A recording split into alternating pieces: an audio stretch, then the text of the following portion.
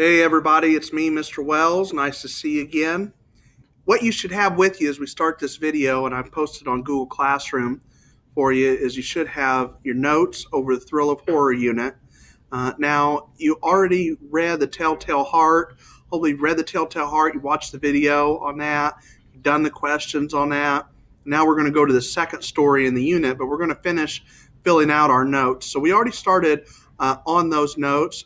So the part of the notes that are under point of view and the first part of elements that authors use in horror and other stories. You will have those notes if you watch the video for The Telltale Heart. But today we're going to be looking at a story. Actually, it's an essay called "Scary Stories" by Jackie Torrence. Jackie Torrence was an interesting woman. She was actually a librarian who started telling stories to her kids at the library, kids that came in the library. She was such a good storyteller that she actually started traveling around the country telling stories because people wanted to hear the stories that she told. And this is an essay about scary stories.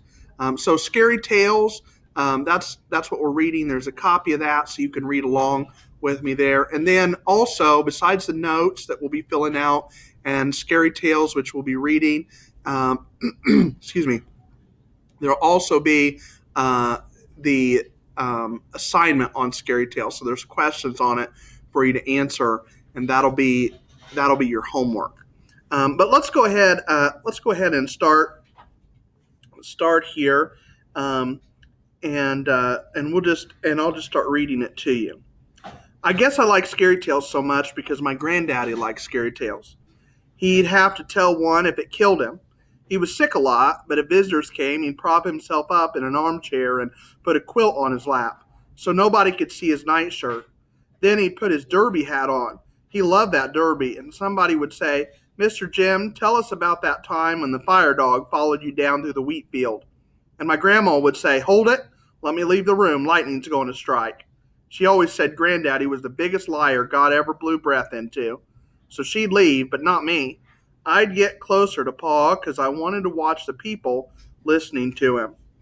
Okay, so as we're looking at this story, the first thing that I want you to notice is the style of the story. The style of the story. And you can write in your notes, style is one of the definitions there. Style is the manner in which a work is written. The manner in which a work is written. And it can be formal, it can be conversational, it can be several different things. In this case, the style is conversational. She's writing as though she was talking to you, just having a conversation with you, just describing what her grandparents were like and using some of the same expressions that they used.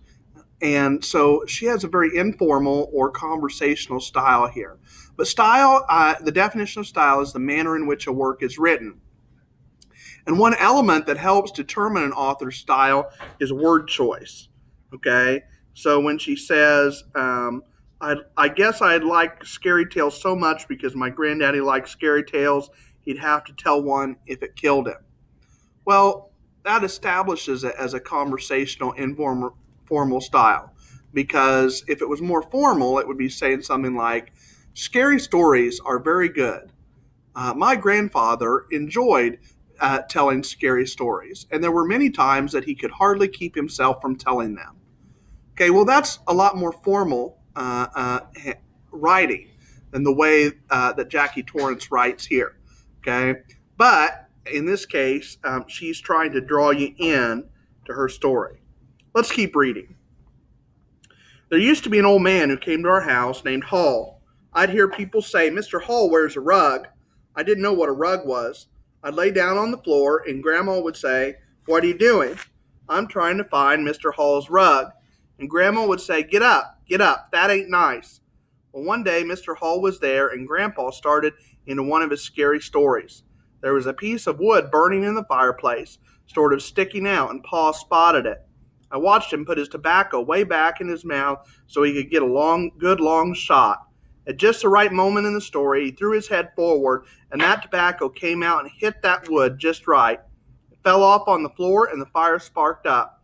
Somebody threw a baby on the floor. Men ran out, and Mr. Hall ran out too. When he passed us, Mr. Hall's scalp was as naked as the palm of my hand. Jesus, have mercy. Granddaddy scared the hair right off Mr. Hall's head. Well, I went over to his chair, and there in Mr. Hall's hat was his scalp. I picked it up. Grandma, is this Mr. Hall's rug? Grandma said, put that thing down and go wash your hands. Oh, I love those days when Grandpa told his scary stories. What's a rug, by the way? You know what a rug is in the story? If a guy wears a rug? A robe. Not a robe. Anybody else know what a rug is? If you say a guy's wearing a rug, yeah, Miss Simpson got it right. She said that it was a wig or toupee. Okay, so I'm like, what are you talking she scared the. Oh, like a do-rag? No. Well, it's like a wig. No, it's not like a do-rag. Okay, well, anyway, my studio audience here is doing very well today. So, anyway, so Mr. Hall was wearing a rug. Grandpa tells the story, spits his tobacco into the fireplace. The fire shoots up. Everybody's scared because it's right at that point in the story that's really scary. And Mr. Hall ran out so fast that his wig, came right off of his head. This is an example of syntax. Okay, syntax. The definition, and it's in your notes, you want to put it down. The definition of syntax is the way words are put together to form phrases or sentences. Okay, when the way words or phrases are put together to form sentences. Okay, again, the syntax that she uses draws you in because she's not just saying he told a scary story and it scared people. Instead, she's saying things like somebody threw a baby on the floor, men ran out, Mr. Hall ran out too.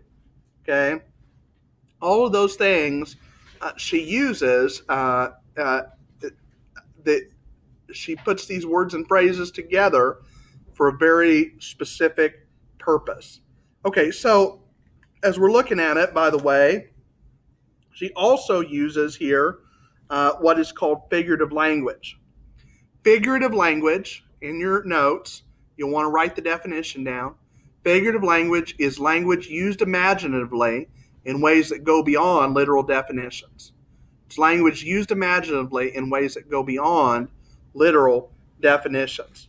Okay, so as we're looking at it, she says, when he passed us, Mr. Sculp's scalp was as naked as the palm of my hand. Was as naked as the palm of my hand. Okay, now, is the palm of my hand really naked? Well, no, because you don't put clothes on the palm of your hand. Okay,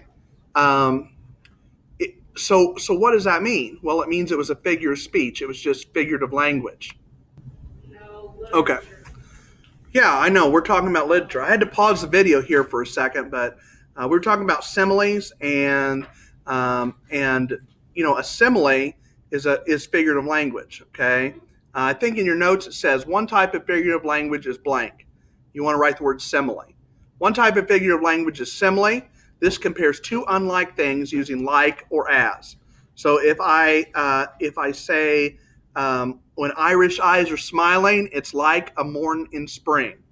Well, Irish eyes are not like a morning in spring, but we say that because we're using figurative language. You're using a figure of speech. Right here, Mrs. Torrance said, Mr. Hall's scalp was as naked as the palm of my hand. She uses the word as to compare two unlike things. Okay, his scalp and the palm of your hand. Okay, so that's a simile. A simile is when you compare two unlike things using like or as. So let's keep going. So when I started telling stories in school, that's what I chose: scary tales. I've got storytelling friends who'd rather be killed than go to junior high. But not me. I love junior high. That's 6th, 7th, and 8th grade. And those kids can't believe they're going to have to sit there and listen to me tell a story. So I do just what Grandpa said. If you want to get the attention of a mule who's too stubborn to listen, you take the branch off a tree and come right down across the top of his head. What is my branch? A good, scary story.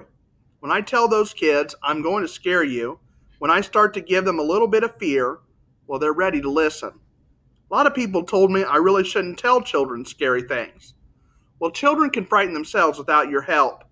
When they're alone in bed, they hear things and see things. So I just help them along. It's dark, I say. And there's a strange voice. Where's my hairy toe? That's all they need. They remember the dark and they're scared again, and that's good. Children need to be frightened. We all do. It's an emotion that was given to all of us, and it should be exercised. When you don't exercise it, you lose your sense of fear. That's why my granddaddy told me scary stories. He wanted me to know that only fools rush in where angels fear to tread. You should be a little hesitant sometimes. His stories were saying you should think twice before you go into the woods. There just might be a hairy man, and you need to be cautious. So here, this is giving us the author's viewpoint, her reason for telling this story. Okay, we looked at point of view, and viewpoint is different than point of view. Up in your notes under point of view, it says, in addition to point of view, an author can have a viewpoint. Okay, a viewpoint. This is a unique combination of ideas, values, feelings, and beliefs that influences the way an author views a topic. Okay, so here, Mrs. Torrance, she has a viewpoint, and her viewpoint is scary stories are good for kids. Some people say that you shouldn't tell scary stories to kids, and she says they're good. Okay, now there are people who would disagree with her. Okay, and she gives a little bit of their arguments too, that you shouldn't tell scary stories to kids. That's what's called a counter argument. That's in your notes, counter argument. Counter arguments are arguments made to oppose a view that's different from the author's. Arguments made to oppose a view that's different from the author's. Okay, so rather than just accepting this, you can't tell scary stories to kids. She says, yes, you should, and here's why. One of the things she says is that her grandpa wanted me to know that only fools rush in where angels fear to tread. What do you think that means? What do you think an angel would have to be scared of? The devil. The devil? Okay, good idea. What else? Anything? I mean, think about what an angel is. An angel is this really powerful, big, amazing thing, right? Or person. Do you think an angel would have to be scared of very much? No. Okay. So the idea here is that only fools rush in where angels fear to tread means that if you go in a situation where even an angel is scared, you'd have to be really dumb to do that. Because if an angel's scared, then you better be scared as well. And she's basically saying sometimes fear helps us. Sometimes fear helps us because it helps us avoid situations where we might get hurt. Okay? She says there just might be a hairy man and you need to be cautious. My grandfather scared me to death. Grandma would say, get up on your granddaddy's lap and kiss him goodnight. I'd throw my arms around him and say, I'm going to bed. And he'd say, it's dark up there. And I'd say, I know. And he'd say, you know what's in the dark? No. Monsters, he'd say. What do monsters do? They'll drag you off the bed and put you in the keyhole, he'd say. Well, I yelled and screamed going up the stairs. My grandmother would say to me on the way up, would you stop crying? There's not a keyhole big enough to put you in. So I remained fat for the rest of my life.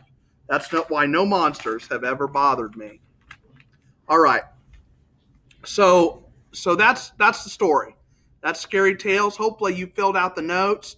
If you missed anything, feel free to replay the video so you can get everything you need, get your notes filled out, and make sure you do the questions that are attached here to the Google Classroom assignment. I want to thank the parapros that were involved today, Ms. Torres, Ms. Simpson. I want to thank my in-studio audience, and thank you to all my loyal followers. Make sure you hit like and subscribe, and enable your notifications so you can see all my fantastic stuff. Have a great day.